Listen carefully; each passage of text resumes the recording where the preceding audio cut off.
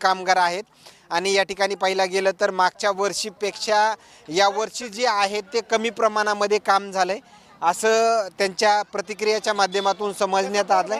मात्र या ठिकाणी पाहिलं गेलं तर त्यांचं सर्व साहित्य जे आहे या घागरे असते आणि बकेटे असते आणि सगळ्या साहित्यासोबत जे आहे ते आता ज्या ठिकाणी ते काम करत होते त्या ठिकाणाहून हे या ठिकाणी आलायत।